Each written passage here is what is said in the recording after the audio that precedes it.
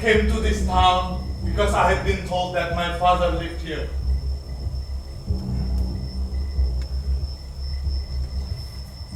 It was my mother who told me. And I had promised her that after she died, I would go see him. I squeezed her hands as a sign I would do it. She was near death. And I would have promised her anything. She had insisted. Don't fail to go see him. Some call him one thing, some another. I'm sure he will want to know you. At the time, all I could do was to tell her I would do what she asked. And from promising so often, I kept repeating the promise, even after I had pulled my hands free from her dead grip. Still earlier, she had told me, don't ask him for anything, just what's ours. What he should have given me and never did. Make him pay, son.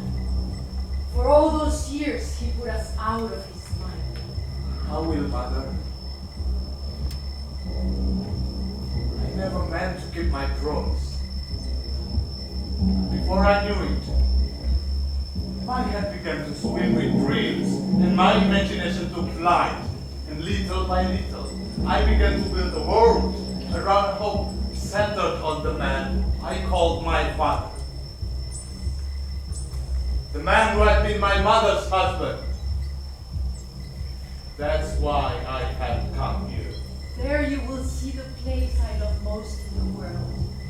The place where I grew thin from dreaming. My village rising up from the plain, shaded by trees and leaves, like a piggy bank filled with memories. You'll see why someone will want to live there forever. Morning, midday, night, always the same except for the changes in the air.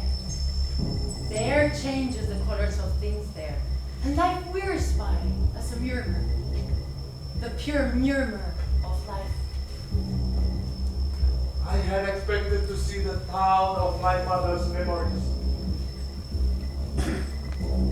But nostalgia laced with sight. She had lived her lifetime sighing about her hometown, about going back, but she never had. She had given me her eyes to see. Just as you pass the gate, there's a beautiful view of a green plain tinged with the yellow of ripe corn. From there you can see my hometown, lighting the earth white. Suddenly, it will thunder and rain. You'll get used to the sunnies there, my son. Mother?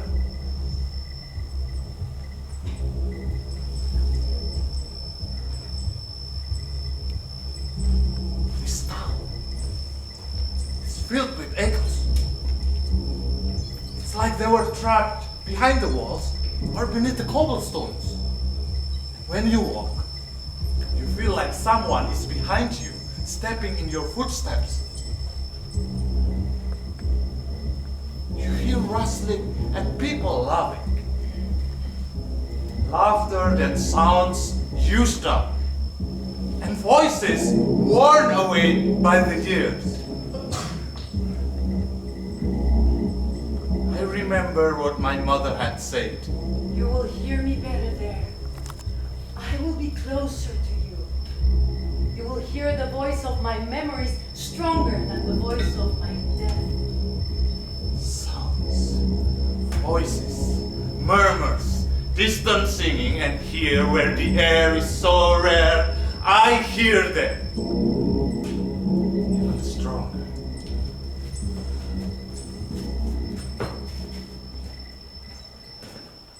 In my brain. Maybe so.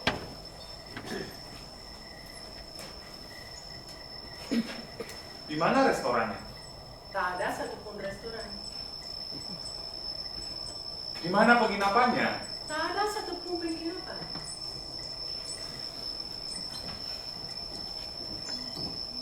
Apakah kamu melihat seseorang di sini? Apakah seseorang tinggal di sini? Di sana, di seberang jalan. Lihat.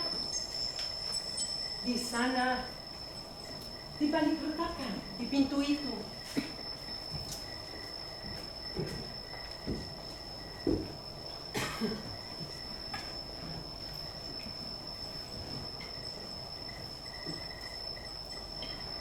A ratos, en medio de este camino sin orillas, parece que no habría nada después, que no se podría encontrar nada del otro lado. Al final de esta llanura, plagada de grietas y arroyos secos. Pero sí hay algo. Hay un pueblo. Se oye que cantan los perros y hasta se siente en el aire el olor a humo. Y hasta se saborea ese olor de la gente como si fuera una esperanza.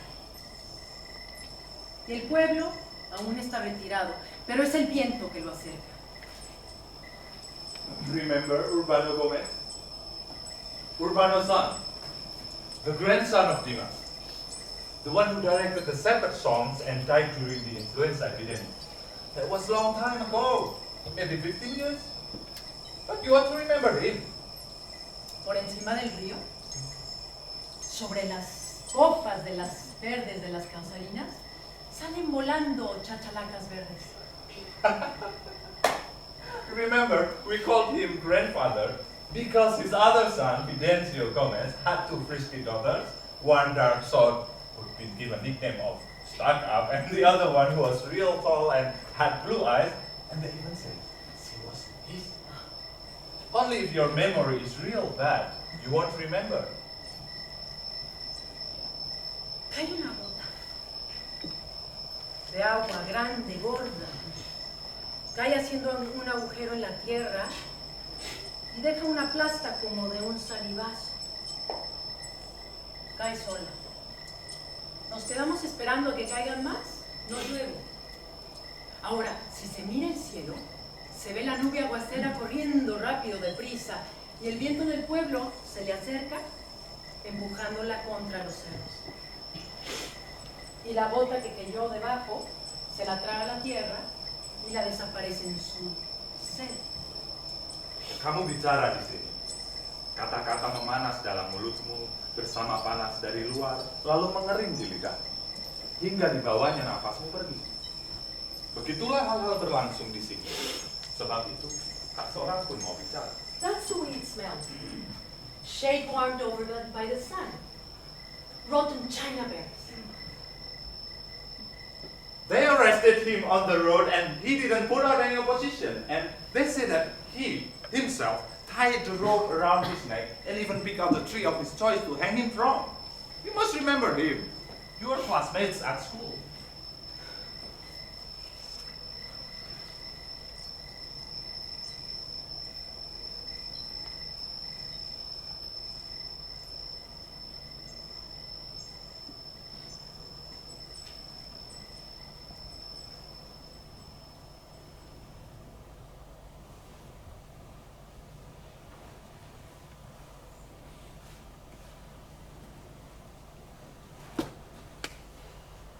¿Qué es? ¿Qué es qué?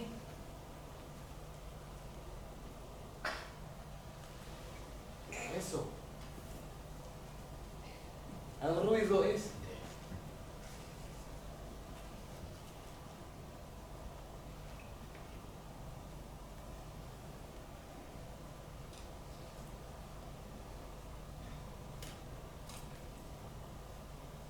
Es el silencio.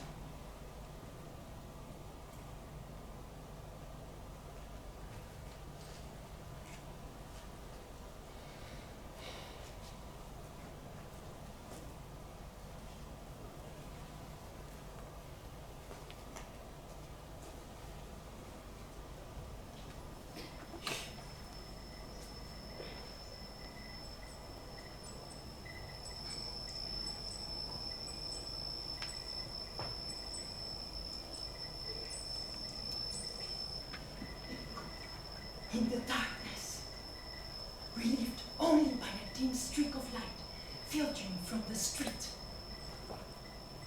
He managed to make out a silhouette rising up from the bed next to his and silently floated toward the door. Still half asleep, he presumed that the constipated young man had gone to the bathroom to relieve his bowels, or that he was feeling sick again. Ezekiel? Are you all right? Instead of an answer, he heard very clearly the bolt of the door being slid open. It was rusty and creaked. He did not understand, sat halfway out and slightly alarmed. Is anything the matter with you? Ezekiel? Can I help you? He then was suddenly aware that the young man Catman so light-footed seemed to be everywhere at once. Had come from across the room and was now standing next to his bed, blocking the little streak of light from the window. Ezekiel, please answer me. What's the matter with you? He fumbled around in the dark, searching for the switch of the bedside lamp.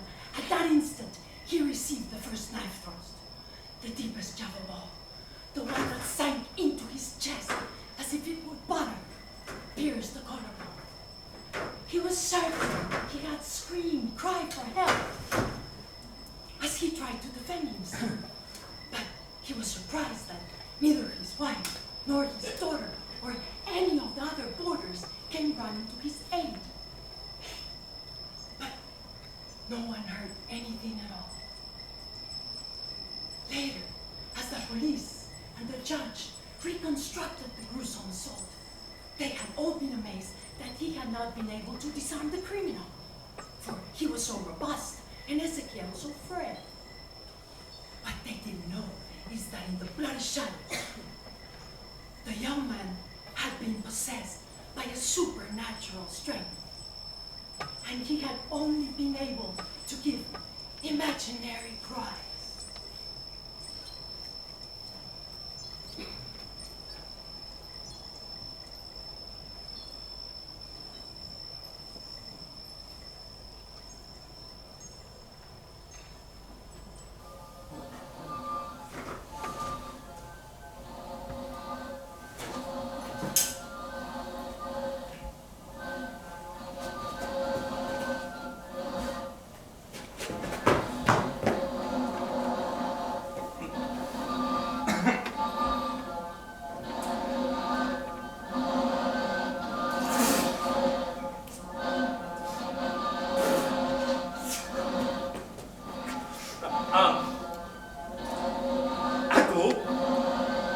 Merasakan buah peach di mulutku. Aku akui, sebelum malam itu aku belum pernah merasakan vagina dengan rasa buah. Malam selanjutnya aku mencari tahu rasa lain tentunya. Nanas, jeruk, stroberi, dan rasa buah lain yang suka aku jilati ketika aku masih kanak-kanak dulu. Di sebuah kedai es krim kota yang menyenangkan bernama La Salamanca. Di mana di sana buah-buahan Meksiko yang istimewa dijadikan es krim yang lembut, beruang, dan meleleh dengan sempurna ketika menyentuh lidah dan langit-langit mulut. Rasanya penuh sekali mulut kita ketika es krim itu menguap.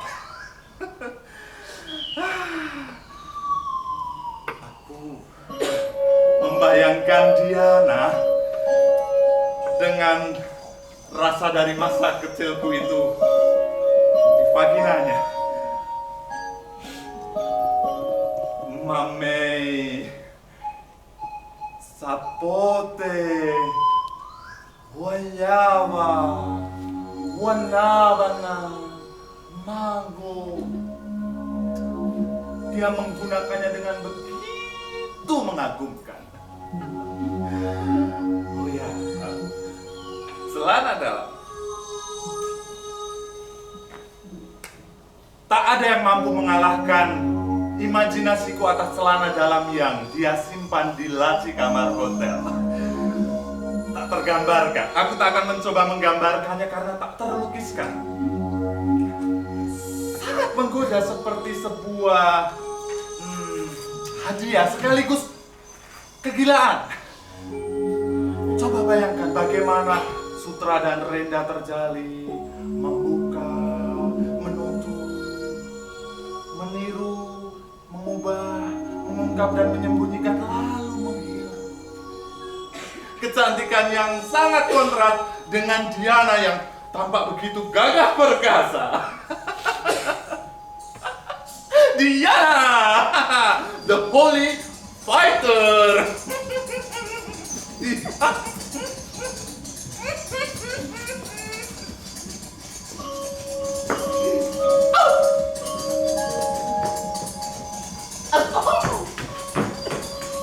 Hacer cada vez la boca que deseo, la verte que mi mano dibuja en tu rostro. Bibir yang terpilih, di mana aku dengan keinginan bebas tak terbatas, menggambarnya dengan jemariku di wajah.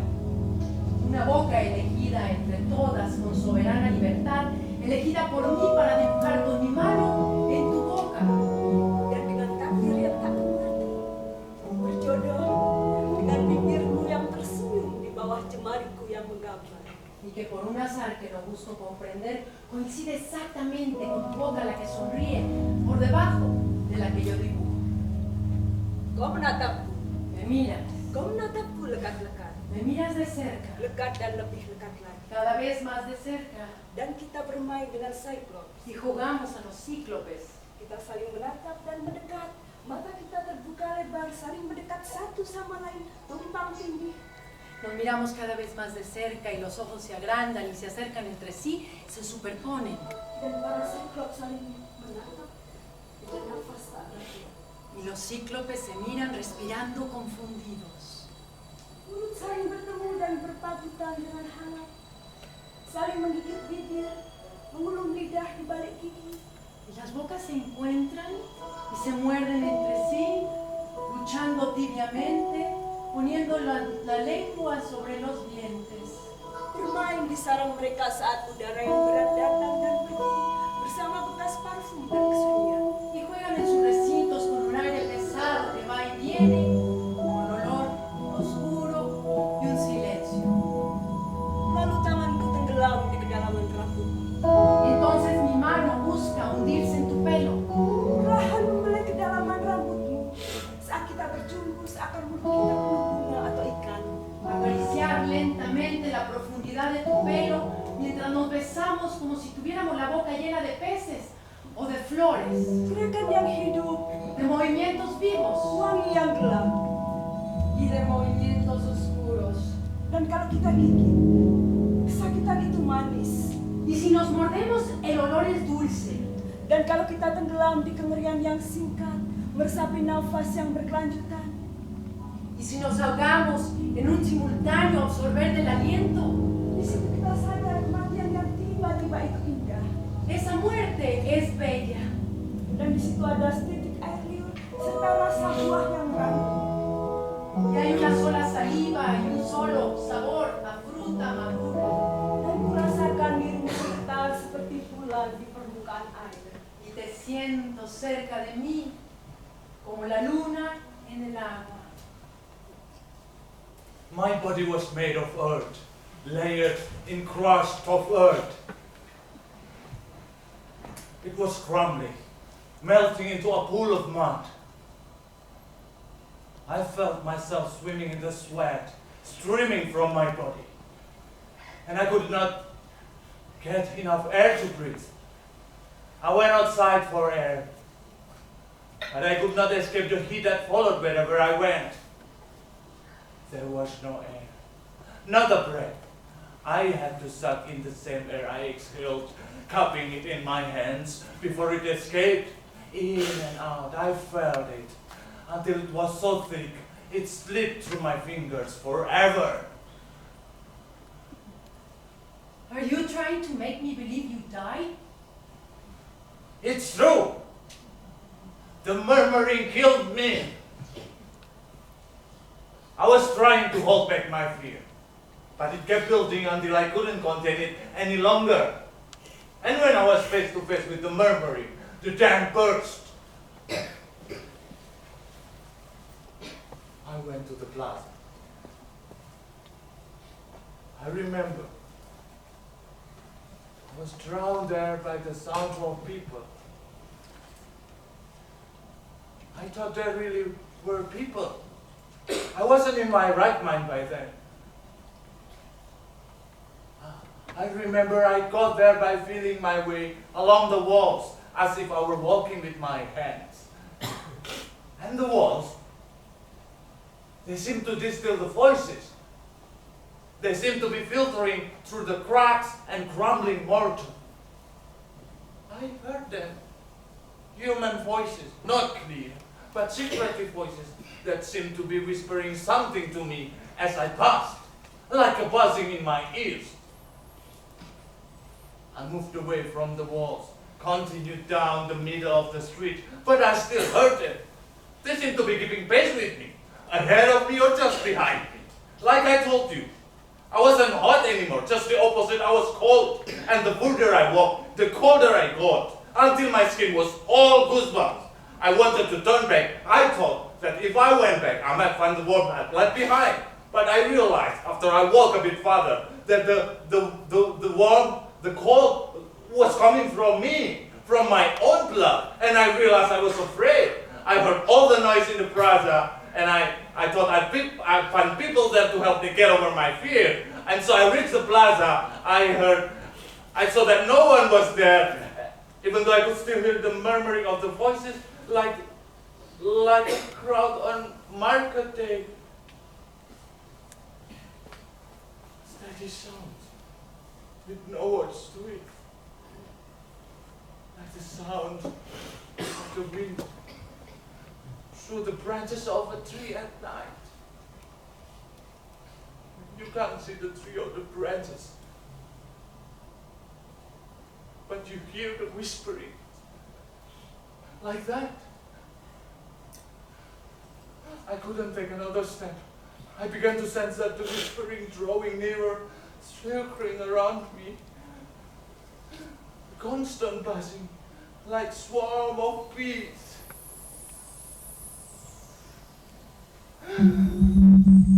Until finally, I could hear that's what they were saying to me. At that moment, my soul turned to ice.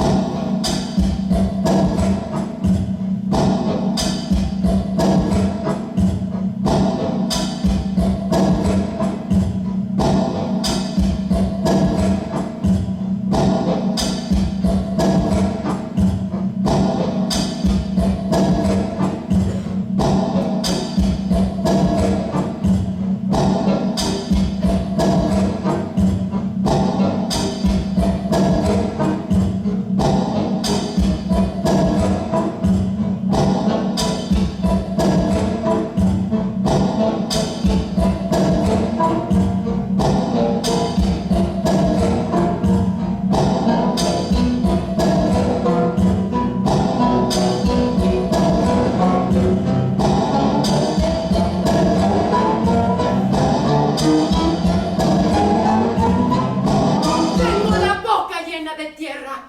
Tengo la boca llena de ti, de tu boca. Tus labios apretados, duros, como si mordieran oprimiendo los míos. Trago saliva espumosa. Se me arrancan terrones de gusanos en la garganta. Mi boca se hunde, llena de muecas y perforada por los dientes que la taladran y la devoran.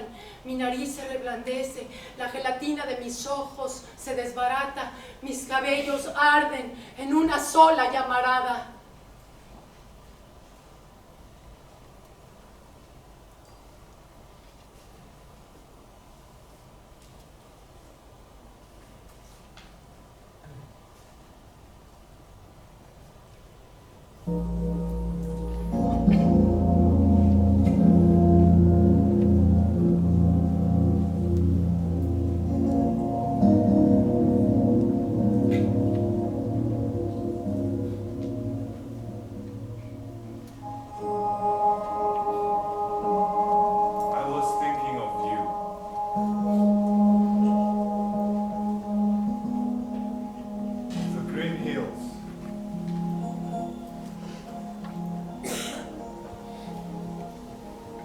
When we used to fly kites in the windy season.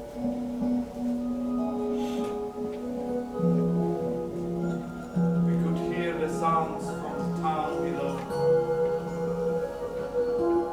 We were high above, on the hill, playing out string to the wind.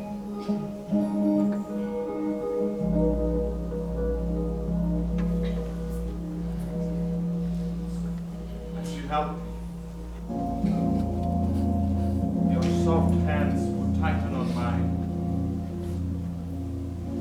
The wind made us laugh, our eyes running through our fingers after the wind. Until with a faint pop, it broke, as if it had been snapped by the wings of a bird.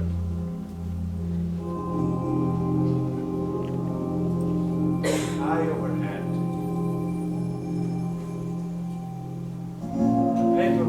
tumble and somersault, trailing its struck tail, and then disappeared into the green bird.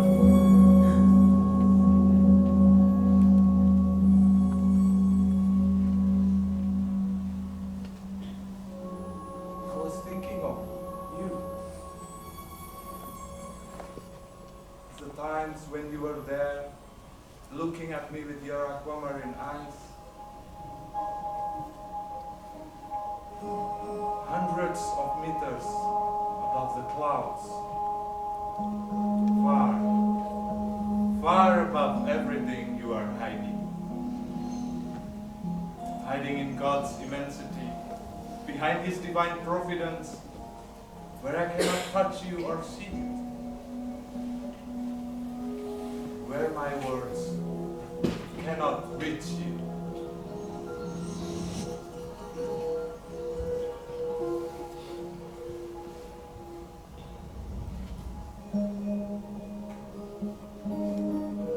The day you went away,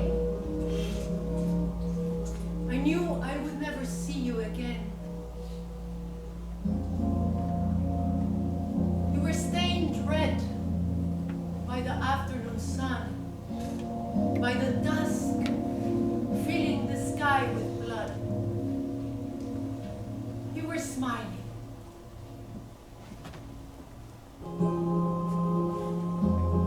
As you went by, you brushed by the branches of the paradise tree with your passing, sweeping away its last leaves. Then you disappeared. That was the last time I saw you.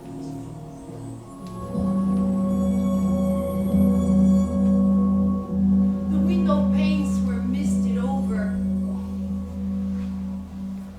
and raindrops were threading down like tears. I watched the trickles glinting with the lightning flashes, and every thought I thought was of you. And and every breath I breathe. I sigh.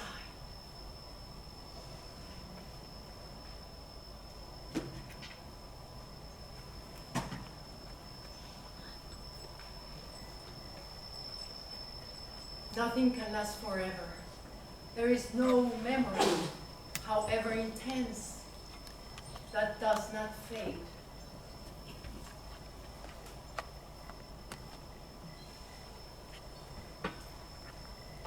I have a memory of having seen something like foamy clouds swirling above my head and then being washed by the foam and sinking into the thick clouds.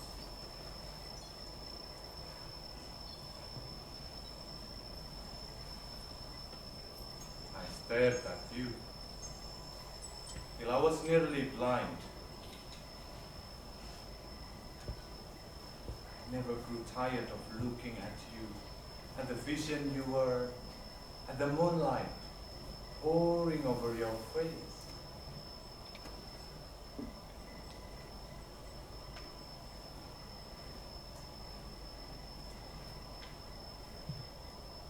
Your swollen, moist lips iridescent with stars.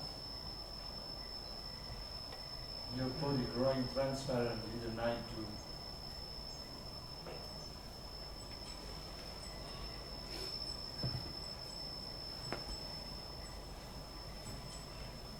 This is the last thing I saw. And your soul? Where do you think it's gone? It's probably wandering like so many others, looking for people to pray for it. Maybe it hates me for the way I treated it.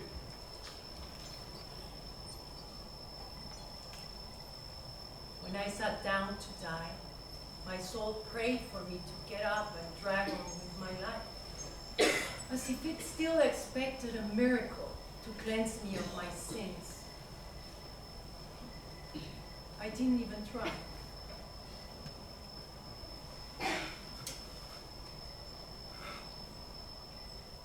This is the end of the road. I don't have enough strength to go on.